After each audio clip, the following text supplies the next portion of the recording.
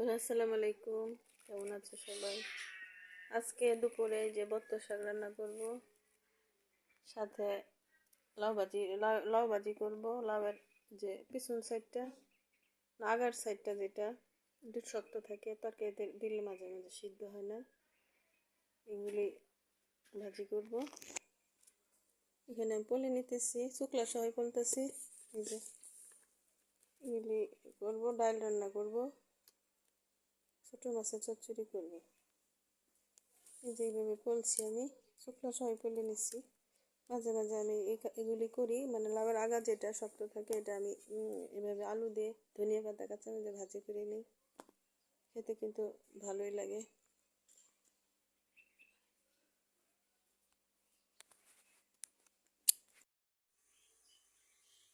বন্ধুরা আসসালামু আলাইকুম, সবাই কেমন আছো?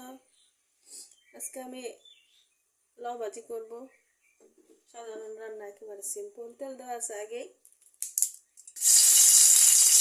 দিয়ে দিলাম।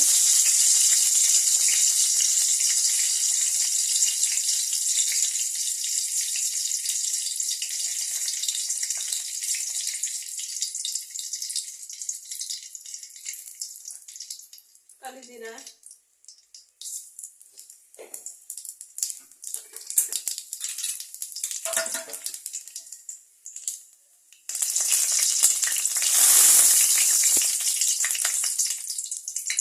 লাউ এখানে তুলে রাখছি, লবণ, কাঁচামরিচ, পেঁয়াজ সব একসাথে।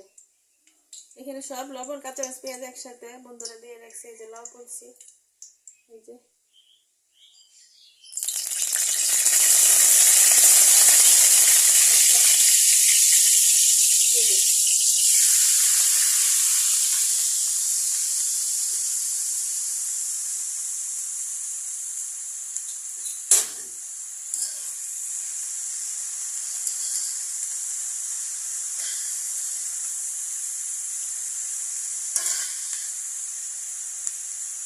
হালকা মশলা দিয়ে ভাজি করবো।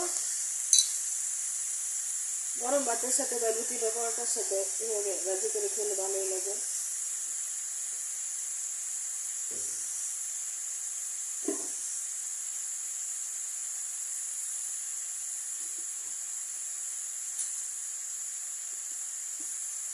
একটু হলুদ দেয়, অল্প, বেশি হলুদ দিলে আমার ভালো লাগবে না।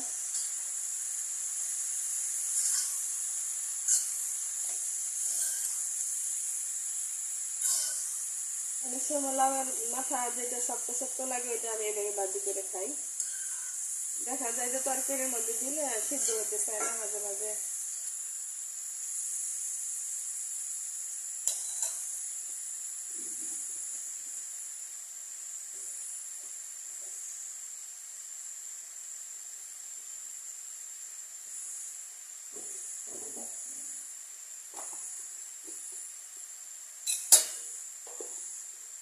একটু ধনিয়ার গুঁড়া,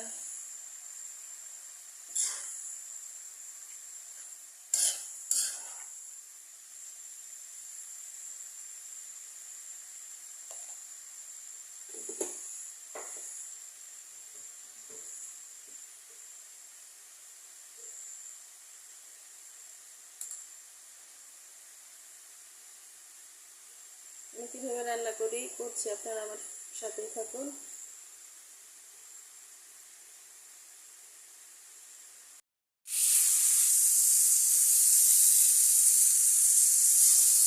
লাউ ভাজি আমার হয়ে গেছে, ধনে পাতা দিয়ে দেন। শীতের দিনে ধনে পাতা ছাড়া কোনো কিছুই ভালো লাগে না। ধনে পাতা সব কিছুর স্বাদ বৃদ্ধি করে।